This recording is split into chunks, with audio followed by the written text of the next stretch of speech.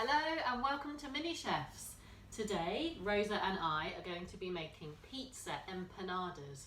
If you've never had an empanada before, they're basically little pies or pastries, and they come from Latin America or Spain and Portugal, and they're usually fried. They're really tasty, aren't they? We're going to make pizza flavoured ones and we're going to bake them in the oven to make them a bit healthier. So I've put the oven on already. I've put it on at 180 degrees. My oven is a fan oven. If yours doesn't have a fan, put it on at 200, or a gas oven would be gas mark 6. So our ingredients are tomatoes and basil. How many tomatoes have we got? 2 tomatoes. 2 tomatoes and some basil leaves which have been washed. We've got grated cheddar. This is grated mozzarella actually. Grated mozzarella. Yeah, so if I've sent you a recipe pack, this is what you'll get, grated mozzarella. You could also use grated cheddar, or if you're vegan or dairy free, you can use dairy free cheese. I use dairy free grated cheese when I make them for myself. Or you could use a ball of mozzarella if you drain it and tear it up into small pieces. So it's really flexible. And then we have also got some short crust pastry. Short crust pastry, so it's ready rolled to make it really easy. You can make your own pastry if you prefer, or if you live near a Latin American shop, you can buy little discs of empanada pastry which are cut into circles already. So if you've got a recipe pack, that's what I will have sent you. And then you also need a tablespoon of oil. Oh, I just spilt that. So we've got olive oil, but if you don't have olive oil, don't worry, you can use sunflower oil or butter, but you'll need to melt it first. And then I've also got a little bit of flour for rolling out our pastry later, and a little bit of milk to brush on them to make them golden brown. Exactly. And what else could you use if you didn't have any milk? Egg white. An egg. So you crack an egg and beat it with a fork or a whisk, and then you just brush that on the top, and that will make it nice and golden. Okay, should we get started? Yeah. So first job is we're going to cut these tomatoes in half. Here's your knife. So just cut them in half down the middle. Our table is super wobbly, isn't it? Did you get squirted? No, it's just really wobbly. Yeah, I'll try and hold it still. Especially when you're pressing down. Yeah, exactly. And then we don't want our empanadas to get soggy. So what we're going to do is scoop out all the seeds, and then we'll just use the outside of the tomato. So, you see, I'm just going to get the spoon on the inside and scoop out the seeds. Because we don't want it to get too soggy. We don't want it to be soggy, so we're just going to use the outside of the tomato. Do you want to have a go at doing one? So the tricky bit, that bit's easy, and then the tricky bit is this bit where it's joined, so you might need to spike that a little bit. If it's too tricky, parents and carers can help with this bit as well. Scooping the tomatoes out. Perfect, Rosa. I just want to get all the soggy seeds out. Yeah, you get all the soggy seeds out, and that's fine. Yeah, done. Cool, do you want to do the others? Can you do them? So if I scoop the seeds out, you could start chopping these. So what Rosa's going to do is just chop them up nice and small. So that's it. If you put it down that way, then it won't slide about. Oh, no. That's just our silly wobbly table. Trouble is, if we do this on our kitchen counter, it's very difficult to get the camera set up in the right position. So we usually sit at the table to do our Mini Chefs videos, don't we, Rosa? But then it gets wobbly. It's not the perfect cooking space because it is a bit wobbly. That's it. That's really good. Because you don't want there to be too big bits of tomato when you're making. Because the empanadas are going to be really small, so we don't want massive chunks of tomato, and we want them to be quite small. I'm just going to pause the video for a second, Rosa, while you get on with your tomatoes. Are you getting on with those tomatoes? Almost finished. Lovely. Okay, so we've got a bowl. I've got an empty bowl here, and we're going to pop the tomatoes in the empty bowl. But we're not going to put the seeds in. We're not going to use those. Okay, so if I pick the board up, Rosa. Yeah. And then I'll pop them in the bowl. With a sharpener. I'm just using the knife to scoop them in, but you can do it with your hands or with a spoon if you want. Okay, so you have that. And I'll get this out of the way so we've got more space. Don't we need to rip up the basil? Yeah, exactly. So with the basil leaves, they keep their flavour better if you tear them rather than chop them. So we're just going to use our fingers to tear them. Into the bowl. And if you want, you can smell them. They smell like pizza. They do smell like pizza. I always think they smell like summer. They make me feel summery, which is quite nice on this chilly February day, isn't it? we tear them up into little These pieces. are very young. You love basil leaves, don't you? Mm-hmm. So some of you might remember that when we did mini chefs, the live sessions we did in the autumn, we had little pestle and mortars and we used them to grind up the herbs. Does anyone remember that? That was a lot of fun. And hopefully we'll be able to do that again soon. Yeah, when you grind them up in the pestle and mortar, it made all the herbs smell really fresh and lovely. We have a pestle and mortar. We do, we've got a big one, haven't we? But I had some really little ones for mini chefs that were perfect. Okay, so let's carry on with our basil.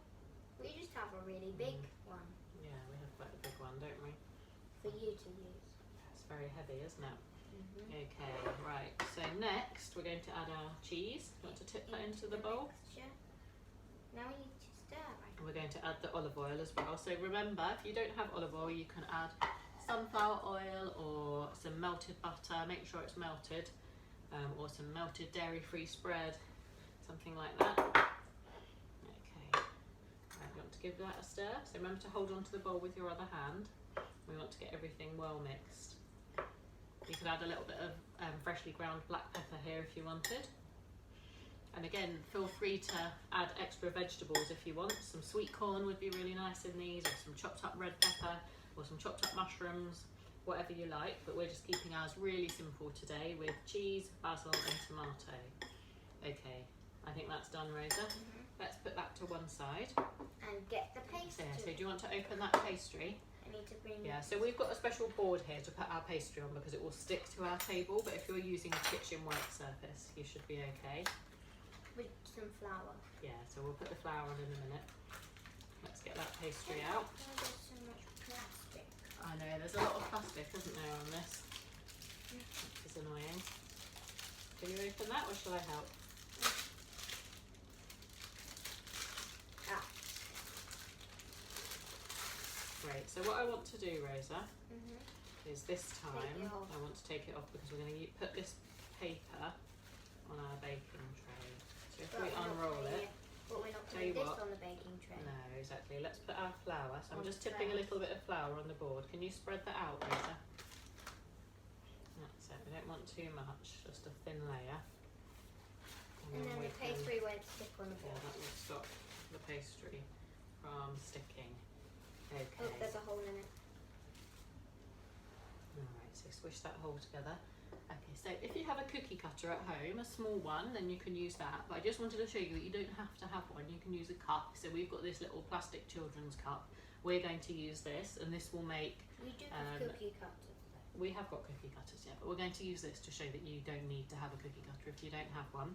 If you want to make bigger ones, you could use a small bowl, because it will make about 24 empanadas. They're really small. So do you want to cut some out? So if you push it down like Rosa's doing, that's it. So you push it down and turn it around a bit. Are you going to make some of them vegan? I'm not going to make any of them vegan today, no, because I've still got some vegan ones left in the fridge from when I made them the other day. Okay, so Rosa, if you make them next to each other, then we'll get more out of them before we need to re-roll again. Okay, so can you see how Rosa's pressing the cup down and then she's twisting it? Okay, good stuff. Right, Rosa, shall we show them how to make an empanada now? Yeah. So Rosa, can you pop this in your hand? You hold that up. That's it. So Rosa's got the pastry in the palm of her hand. And what we're going to do is we're going to get a spoon. So the key with empanadas is not to put too much in. What happens if you put too much in? They overflow. They overflow One and they that burst you- in the oven. One that you made burst. I know, I put a bit too much in one. So I've got maybe 2 bits of tomato, a couple of basil leaves and a few bits of cheese. Let's pop that in. Maybe a bit more cheese one. A little bit more cheese in that one. Rosa says it's not cheesy enough. This one hasn't got any basil, so let's put some basil in. I've got too much tomato in there. Let's get my basil in. Okay, and then we're going to close it. Rosa, could you hold your hands up a bit so it's a bit closer to the screen? That's it. So we're going to press the sides together. Mama, it's breaking. It's breaking, don't worry. We'll press the sides together with our fingertips. You can, let me stand up so it's a bit closer. I'm opening You it. can twist the pastry over to make a nice little pattern. But what you want to do, you want to make sure that it's well sealed, otherwise it will burst out. So if you were making different kinds of empanadas, you could fold them in different ways, so you'd know which ones were which. But yes, Rosa wants to use a fork. To press down the edge. So if you do it here, Rosa, not on top of the pastry. So hopefully you can see what Rosa's doing. I'll show you in a second, a bit closer to the camera. She's making a pattern with the fork that's helping to close them together. Lovely. Okay, and then hopefully you can see Rosa's fork pattern there. And then when we put them down on the baking tray, I'll just prick them a few times with a fork just to let the air out. Okay. Right, do you want to have a go at another one? We should pause the video as soon as they do. Yeah, they probably don't want to watch us make 24 empanadas, do they? Mm. I think that might get a bit boring. They just want to get on and make their own ones, don't they? Okay, alright, so I'll pause now, and then once we've cut out as much as we can, I'll start the video again to show you how we re-roll the pastry to cut out some more. Okay, so we have made 12 empanadas, so we're halfway, but we've run out of pastry, so we're going to roll it together. So we'll get all our scraps. Rosa's saying, what happens if you don't have a rolling pin? What do you think you could use instead of a rolling pin, Rosa? We talked about this in one of our videos that we did last year.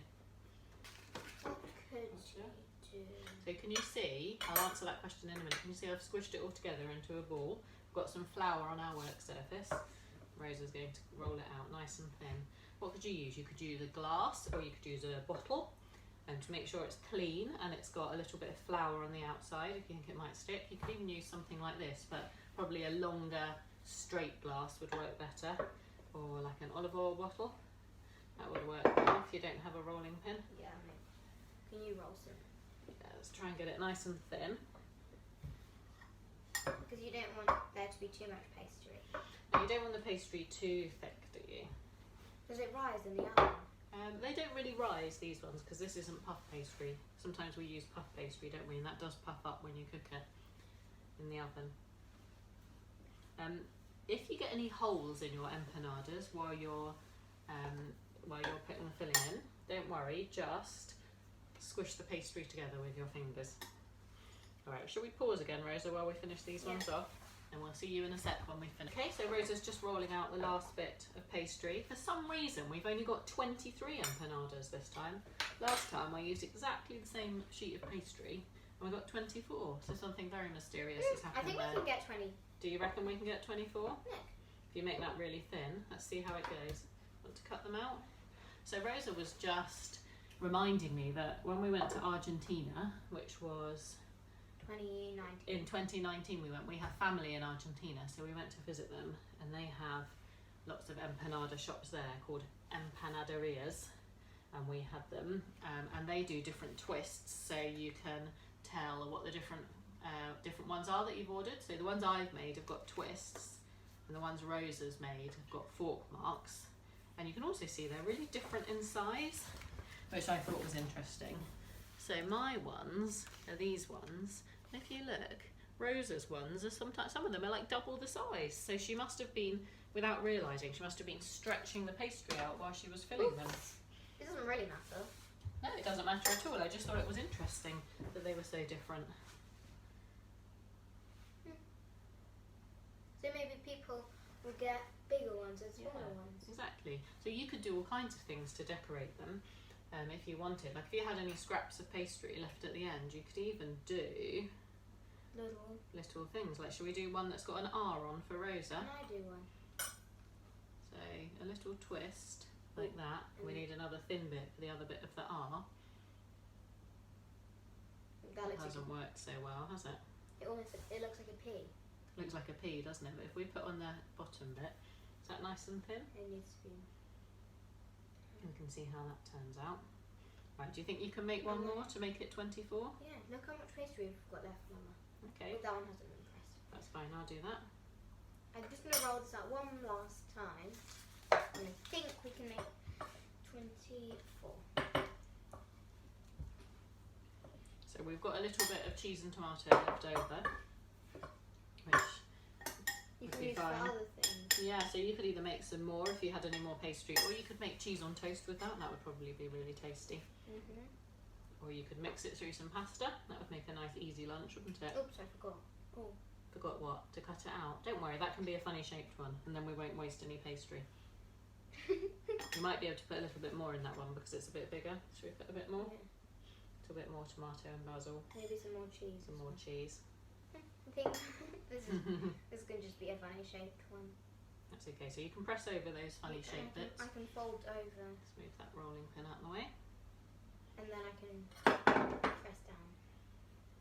I'm going to eat the one that hasn't R on it. Good. R for Rosa. R for Rosa. What letter does your name start with? You could do one like that if you had any leftover paper. Yeah. What letter does my name start with? M. M. It's quite good because I'm M for mummy, aren't I? And M for Mandy. And our daddy had the same thing. Yeah, that's right, isn't it? He's called Daniel. D for Daniel. Just for daddy. And D for Daddy. Or Let me just move dad. this. Or D for dad. Dad. Or Let's something. move this out of the way. Okay, now we need to put them in the oven. What do we need to do before we put them in the oven, Oh, Rosa? brush them with milk. Brush them in milk. So this isn't essential. If you Oh, don't, that's my brush. if you don't have anything, if you don't have any milk or beaten egg in the house, or you've run out of patience, don't worry, it's fine. You can still cook them and they'll still be perfect. Are you going to give them the milk? They just won't. I'm not going to give them the milk because it's just too hard to find enough tiny little pots, and most people will have milk or an egg they can beat in their house that they can use. But it doesn't matter. So it doesn't matter if you don't have it, they just won't turn quite so golden. Let me get a brush so I can do some of them, Rosa. So we've got pastry brushes here. If you don't have a brush, you can use your fingers to dab a bit on if they're clean, or you can use the back of a teaspoon. But a brush will do the job easier and quicker. So use one if you've got one. I've already done 2/3 of it. Cool. Are you done? Wait, I think that one just needs a bit more. Or do you want to finish that off? We always seem to have too much milk. I know, I'm not very good at getting the right amount of milk, am I? We always seem to have too much. Never Okay. too much. So as I said before, we preheated the oven, so that's nice and hot now, and we're going to pop them in for half an hour, but I'll probably check them after 20 minutes just to see how they're doing. Remember, everyone's oven is different, things take different amount of time, and I'll show you what they look like when they're over, and Rosa will do a taste test. Okay, so we're back with our cooked empanadas. Can I just show them a bit closer? So you can see they're nice and golden brown, and the one with the letter R on it is looking perfect. So Rosa's going to do a taste test now. We can see what she thinks. It sounds like they're delicious. So just remember that when they come out of the oven, they will be really, really, really, really, really hot inside. So just let them cool down before you bite into them. Or if you want to cool them down for your child, you can break them in half and let some air in to let them cool down a bit. There's a tiny one. There is a tiny one, isn't there? How did that one end up so small? So strange. Anyway, we really hope you love your pizza empanadas and you enjoy making them. Send us your pictures so we can see how they turn out, and we'll see you next time. Bye!